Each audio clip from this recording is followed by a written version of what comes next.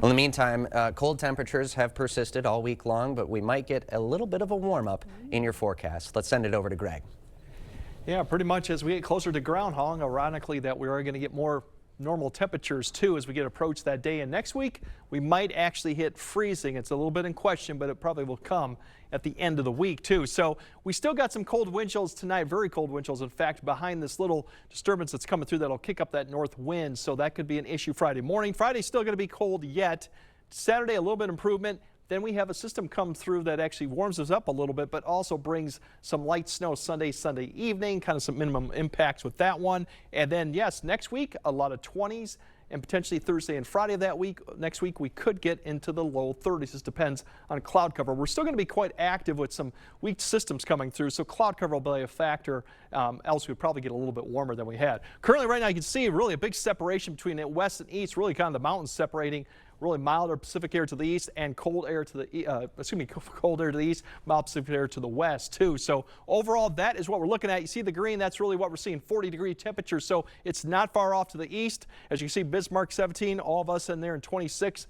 Out to the west, they've had a very mild winter so far, very mild, and it continues too, but they are going to start seeing some changes here as some of that air begins to push over to our area. But it's not really going to happen probably until later Saturday and Sunday. We still got this little weak system here. It's not really a front, it's just a little disturbance, as we call it, diving southward. A little bit of cloud cover. There's been a few flakes of snow with it too, but that won't be the big issue. It's really the wind kicks up and the wind chill becomes a factor behind it. So as you look at overall, there's your wind chills right now, still in that 10 to 15 below at Ladysmith. You can see roads and everything else is just fine, but the wind chills are starting to drop below zero for Eau Claire along I-84, and that's going to be the trend overall throughout the night, is we're going to be dealing with that. There's your disturbances I mentioned right here attached to the low. There's your boundary that's separating the air masses out there with a little bit of light snow. That won't be a factor, but that gives you an idea where the cold conditions are. Overall, here's your cloud cover that continues to persist. We do have on the back side, the background, that is the wind chills as I've got there. Overall, this will continue to push southeastward overnight, so cloud cover will help to keep the temperatures a little bit higher than we saw last night for some areas, but there will be breaks. And you notice we're starting to see that 15 to 20 below wind chill in the morning. Even further south to La Crosse will be kind of in that 10 to 15 below too. Tomorrow we'll see cloud cover off and on, a little break in the morning. Probably see some of this low cloud cover developing again in the afternoon. Wind chills will improve in the afternoon, more in the single digits to maybe above zero like we saw today with cloud cover persisting. Overnight lows, as I mentioned, last night we had some areas get close to 20 below. Tonight, don't see that too much.